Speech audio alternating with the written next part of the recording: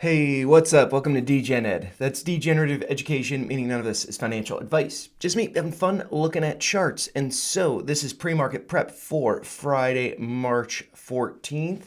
Happy Friday. Hopefully you guys are looking forward to a nice weekend. And so yeah, I'm just going to be running through the usual tickers here. Don't have a bonus one. Going to try to do some more videos over the weekend, kind of catch up on that stuff after we get the close in for the week. But anyways, here we are looking at the UVIX, which is the 2x long VIX futures ETF, which closed yesterday at a price of $46.34, being up about 9% on the day, but pulling back about 6% in the pre-market. And so looking over here, we can see that we, at least so far, have put in this top here at $52.99, which was the high hit on March 11th. We have pulled back below this light blue downtrending top of the parallel channel. And also we have pulled back below the 200-day moving average, which is at a price of $46.64. But it does seem like there could be, some volatility over the weekend, who knows?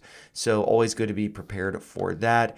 We did get a bounce yesterday, getting back above that light blue line there, but still, again, below that 200-day moving average. And yeah, so we're going to have to see. It does look like, as we were going up here, volume was kind of heading down. And so I'm not too convinced that we're going to be getting up to around 55 or so.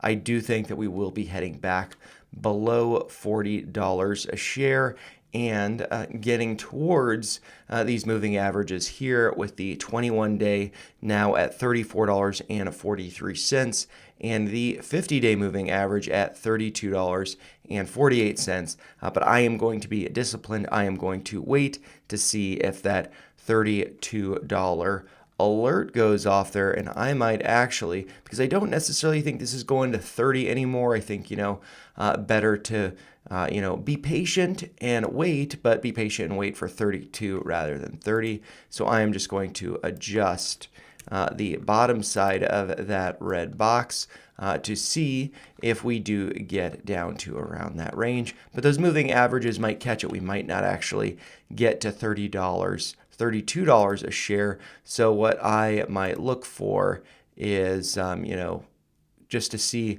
where price is by the time that red box ends. And I should also make sure that this red box does represent, that's only 8 bars, so I should adjust that over let's see, 2 more days. So we have this as a 10-day box, or 10 trading day box, which represents 2 weeks.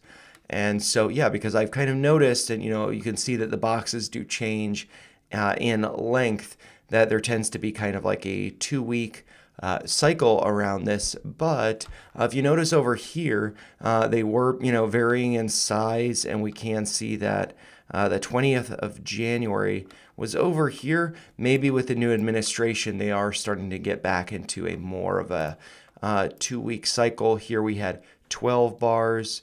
And then over here, we had 13 bars. So yeah, it could be, some more time to pull down. And maybe we do actually something, like this. So more of a straight line, let's say, to the bottom there.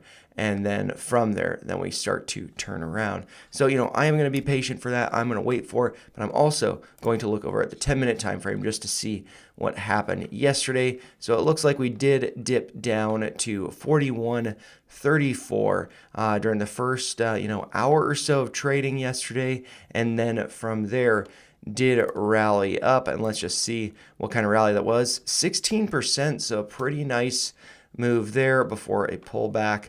And, kind of a fade into the close after hours, then a gap down into pre-market. And that is where we are currently at $43.64.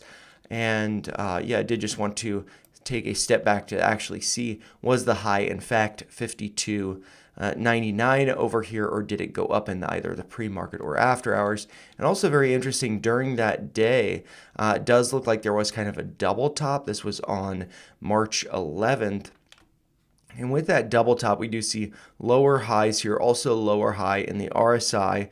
That is not bearish divergence. There's no divergence there, but we can see that, as it was, effectively a double top, couldn't get back to that high of 52.99. But with that double top being in there, we do see that volume was much higher over here, and then it kind of flattened out. That did suggest some weakness, putting in a top. And so, yeah, it will be interesting to see where we close the week with this one, but will also be very interesting to see where we close the week with the VIX. So this is the Market Volatility Index, which closed yesterday at a price of $24.66, being up about 1.77% on the day. It does look like it could be putting in a signal that we might see a little bit of a bounce today, as it does look like 2 days ago on the 12th, we hit a low of $23.89, whereas yesterday on the 13th, we did hit a low of $23.46. Actually, let's see, $23.89 on the 12th and $23.46 yesterday.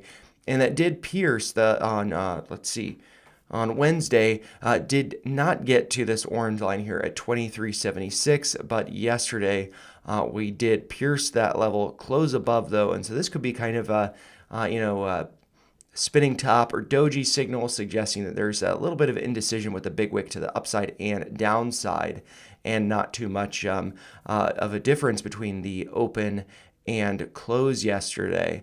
So we could, like I said, be seeing a bounce, but will be very interesting to see if this does start to fade lower, and if we do see a close for the week below 20. Would be nice to see that, as far as the market rallying higher next week. And as far as I understand, there is the FOMC meeting next week, and that could be signaling either a top and continuation down for the markets, or a bottom, and then we start to rally, and so that will be reflected in the VIX. But yeah, let's see. I think that will be very interesting to see if we do head towards this uptrending light blue line. That would be getting to around 22.50, somewhere around there. So we will have to see. And then also, no volume with this, but it does look like, a double top here did get rejected. 2 days not being able to close above that red line there at 28.32. So pretty cool there. And thinking about this, I'm thinking, man, it would have been nice if I had held up to here, but really I would have been trading the UVIX, and that did not get to that high. It was a lower high. Let's see. The RSI also lower high, so no divergence there. But anyways, let's flip over to the SPY. This is the S&P 500 tracking ETF, which closed yesterday at a price of $551.42, being down about 1.33% on the day. And it does look like it is following this little downtrend that I have, that I believe I drew on the 10-minute time frame. It does actually look like in the pre-market we have broken above and are trading above that level, having hit a high yesterday during market hours of $559.11. You can see it marked there. That's when the UVIX were bottoming.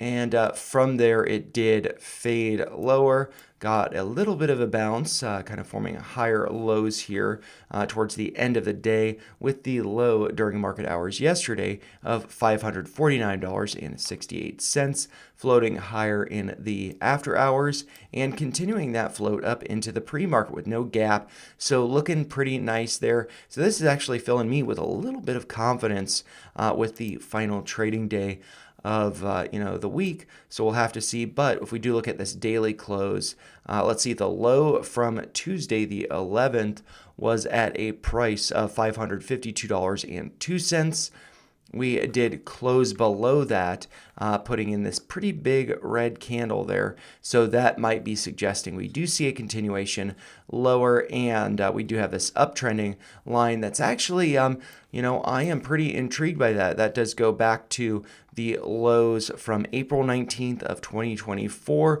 as well as the low from August 5th when markets gapped down. And so that actually seems like a pretty compelling level that we could be getting to find a bottom. And so I am going to recolor this one green, and then I am going to recolor this level, make it less thick. And I'm just going to make it white, so it's kind of, you know, a neutral level there.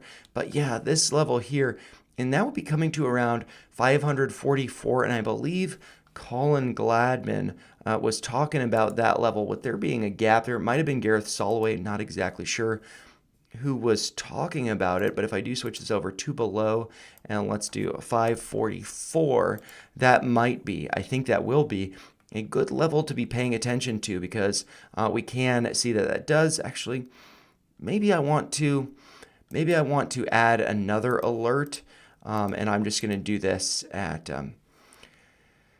let's see, I don't need to add all of these alerts because we are very clearly below this alert that I had up here. I might just adjust that one to 555, you know, oh, sorry, not 555, 545. What am I talking about? So let's just adjust that there in case we don't get exactly to 544. And yeah, I believe there was a gap over here. So we can see, you know, just looking at this, there was this gap over here, did fill that. But then, you know, there are a couple gaps over here. So this one's at 515. That's a little scary. But then there is this one here. That's at 529, really? Let's see. Where are we looking? Okay, so, you know, there are a number of gaps. This one here, it looks like the close from September 6th was at a price of $536.90. Over here, the low did not get quite to that level. I thought there was something around 544. Yeah, so let's see. We've got this close here that was at 536.90. And so I'm just going to make that blue and dashed. And so let's see. Okay, we did pierce that. We did fill that gap. The low here, sorry, was 30. Sorry. I'm tired. These pre-market preps that are live every day is tiring me out because I go to bed late because I work late. But anyways, the low here at 536.50, so did very clearly pierce that level. So yeah, I'm kind of confused. I thought there was a gap around 544, but there is very clearly a gap here from August 12th, and that was at a price of 527. Wait, no, sorry, the close 529.86. So do have that marked there correctly. Make that a dashed line, make it blue. And yeah, so that's over there. Really kind of puzzled because this gap, let's see, the close 557. We've filled that. This one's been filled. Yeah, so that's the gap. Maybe there's something in the SPX. And so with that being said, with that gap being lower, I don't need both of these. So I might do, I'm just going to delete that. I'll leave the 544. I think that's going to be a good one to be paying attention to. And yeah, with that being said, I am going to flip over to the SPX. Closed yesterday at a price of $5,521.52, being down about 1.4% on the day. And so yeah, let's look at the gaps over here because the close on September 6th here was at 5,408.42. The low here was, did pierce that level. So no gap there. And we do have a gap over here, though, which, let's see, that was from August 12th. And that gap was that close was at a price of $5,344.39. So I got that marked there correctly. Make that a dashed line and make that blue there. But, maybe we do get to let's see, what was that parallel, or not parallel, but that line based on the lows over there. So I should perhaps draw that here. I'm going to delete this gap here that was filled. And yeah, let's just do an array from the low from April 19th to the low from over here. And so that was August 5th. The low was 5/1/1926. Just going to make sure that is right. Lock that into place. Make that thicker and make that green. And I'm going to make this line white and thinner, so it doesn't stand out so much, as we clearly have broken below it. And so that will be getting down to around a level of 5,000, 5,400. I'm just going to say 69. I might put an alert there. And then, so let's see, where are the alerts? And then, so I have multiple alerts right around that level. That would suggest potentially finding some support at that uptrend. And so I find that to be pretty compelling. And then that could also put in kind of the argument that, hey, we got a left shoulder here, we got a head over here, and then maybe we put in a right shoulder before making a pretty massive move to the downside. So I think a lot of people could be talking about that, and that would of course be a bearish head and shoulders pattern suggesting further moves to the downside. So yeah, I'll look for this to come down to around 5,469, and with the SPY that would be corresponding with 5,444. And so maybe look for a bounce around there, being patient, not waiting, not getting excited at 5,045, being patient 5,044. And yeah, let's see, anything that I can delete from these charts.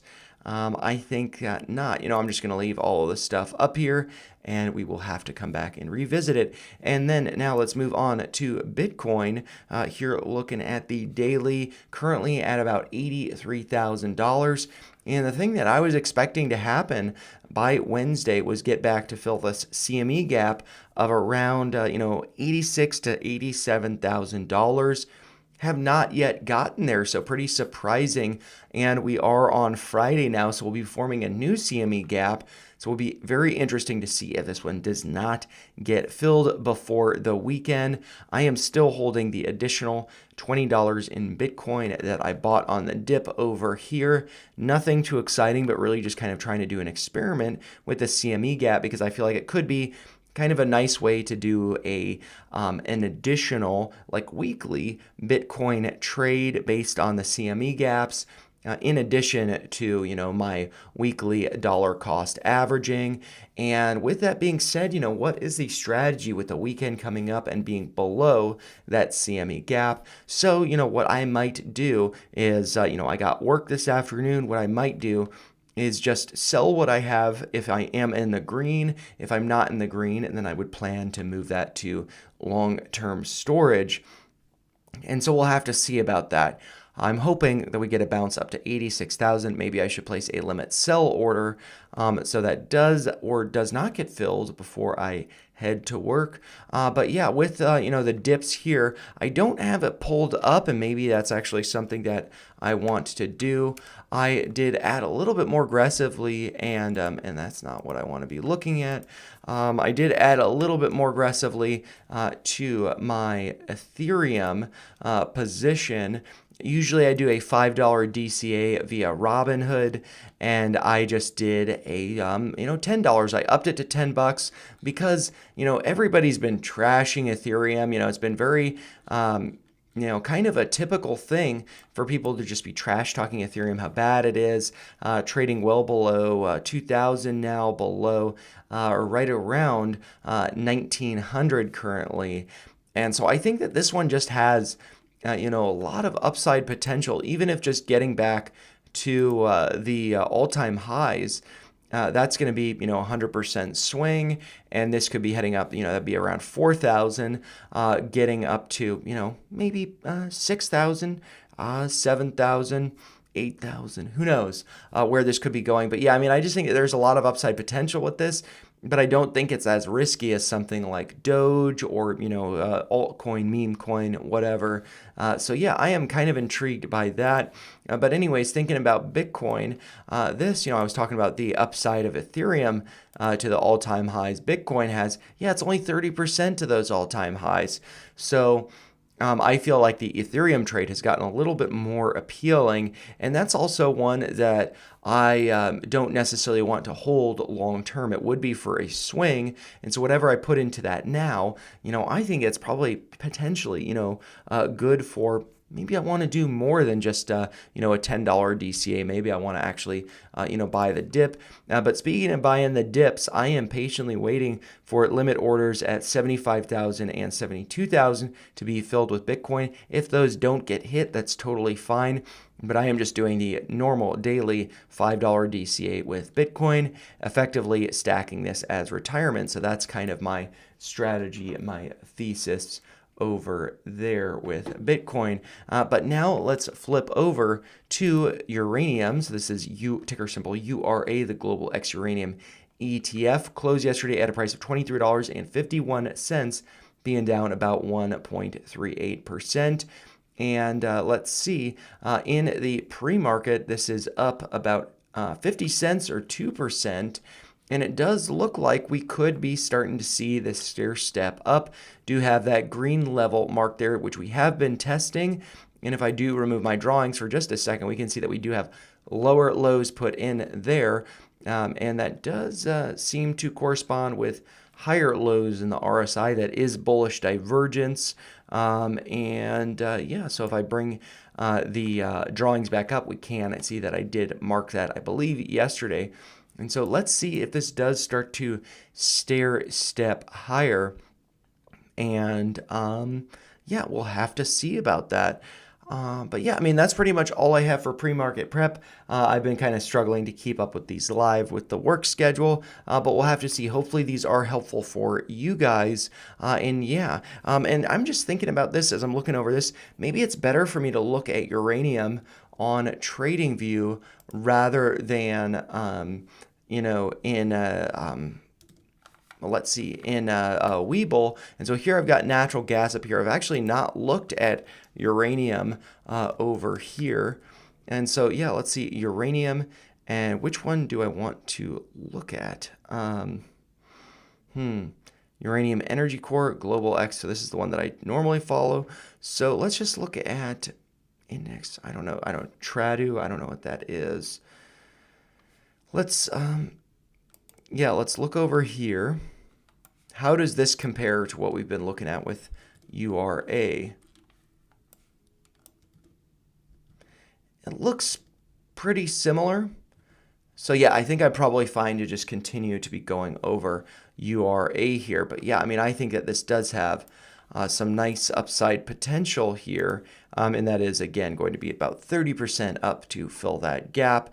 Looking pretty good there. But I'm going to close this stream down, get ready for the trading day, have some coffee. And I hope this was helpful for you guys. And I'll try to get some more videos out over the weekend. It's been kind of a struggle just keeping up with the work schedule and the channel schedule.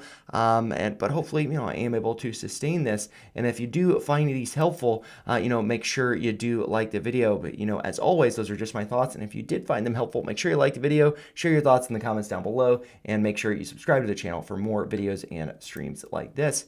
Thanks a lot for watching. Take care. I'll have some more videos out over the weekend. Cheers, guys.